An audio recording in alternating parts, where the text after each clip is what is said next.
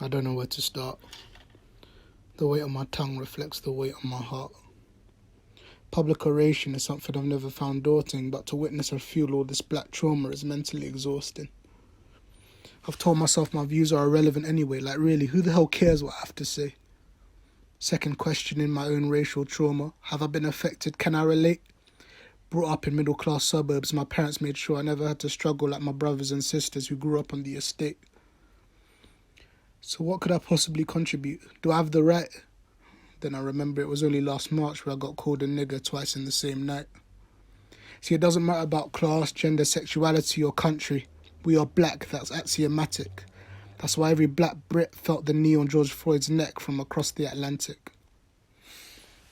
I remember times where I had the luxury of not knowing race. French nursery and primary school were times I never felt out of place. But even that young kid yearns for identity. But they would never teach what it meant to exist as a black entity. So how does a young black Brit learn his culture? Only from home. Because in class and in mainstream media it was never shown. So I connect with mum and dad's music and stories, my wife and kids, the Fresh Prince. After watching those, I felt connected with African American culture ever since. Towards adolescence, things began to change, as microaggressions manifest in ways that at the time don't seem strange. Attitudes, aggressive and lazy, we are so named. The early construction of presenting black boys as things that need to be controlled, managed and tamed. This early conditioning is powerful yet discreet. It breeds the same fear that means I've lost count how many times my presence has made someone cross the street. The same fear that made teachers label our friend group as a gang, but all they saw was a group of black friends and heard a little slang. High school was when I was first introduced to the racial quips, the mocking of African culture, African food, African lips. At the time, perhaps it seems like simple patter, a game, but it was accompanied with the subtle implication that one's roots were a source of jest and shame. So it felt like eventually a part of myself I would bury, because the moment you show signs of your roots, they'd call you a freshie. I remember getting suspended at secondary school. They forgot to mention that not having African hair was an unspoken rule. You see, my hair was deemed too short and I was brought to the headmaster's office in disgrace. I'll never forget what the head said, right to my face. See, Lawrence can get whatever hairstyle he wants, he's an asset. But you know, rules are rules and your hair like that, no, we won't have it. See, Lawrence was another black boy, the top athlete. So I guess standard African hairstyles were acceptable as long as you could compete. Boy, that European cultural homogenization was something sinister, where blacks couldn't get a skin fade and others strolled in with hair like our Prime Minister. It goes deeper when during studies I absorbed whitewashed versions of history, and we've only seen white beauty standards within the fashion industry. We think that what they're feeding us is based on facts, so no wonder I started messing around with texturizer and coloured contacts. I guess maybe I thought it would grant me the attention that others enjoy, but that didn't stop girls saying, I've never been with a black boy.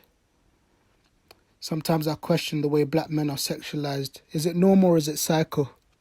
Like when you see girls put a chocolate bar emoji in a Tinder bio. Now we have preferences, that's alright. But would you feel the need to specify if the only guys you liked were white? It all began to get a bit obscene. I remember when I was assumed a drug dealer at 15. Being asked where you're really from is common besides Britain, and I'm proud of my heritage, but they love to remind you they don't see you as a proper citizen. But I've allowed all this, and I thought it was the norm. The agreed social contract to which all blacks have to conform. The truth is a microaggression can either lead to a transgression or a concession. I think every black person has learned this lesson. My uni years up north is where I had the realisation of the racial antagonisms that were rising across the nation. Now what happened to George felt like a shift. To see so many become woke, it gave me a lift.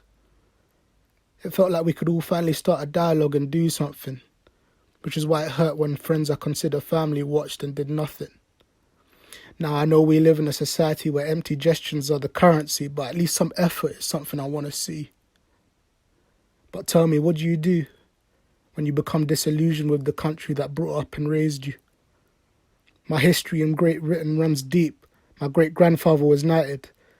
But this will never truly feel like home to me until so many wrongs are righted. Now I know compared to my brothers and sisters, I ain't got it nearly as bad. But that doesn't mean that witnessing so much injustice doesn't make me mad. I'm tired of seeing my people suffer. We'll have to tell my kids that this is just how people treat each other. Shakespeare wrote all's well that ends well. It's strange that I'm writing these words 3 years after Grenfell. 72 dead, no arrests and no trials. Go figure, yet this country still remains in denial. They'd rather call us fakers and race baiters rather than compensate us and acknowledging that large portions of the country still hate us.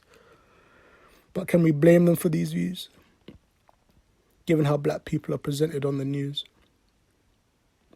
When we riot, they don't like it, and when we shout in protest, they say stay quiet, because the truth is they don't care about us and they want our silence. The hypocrites have forgotten that everything they have today was built on violence. But as Kane said, this is England, where you can be the villain or victim, and nothing will change until we change the system.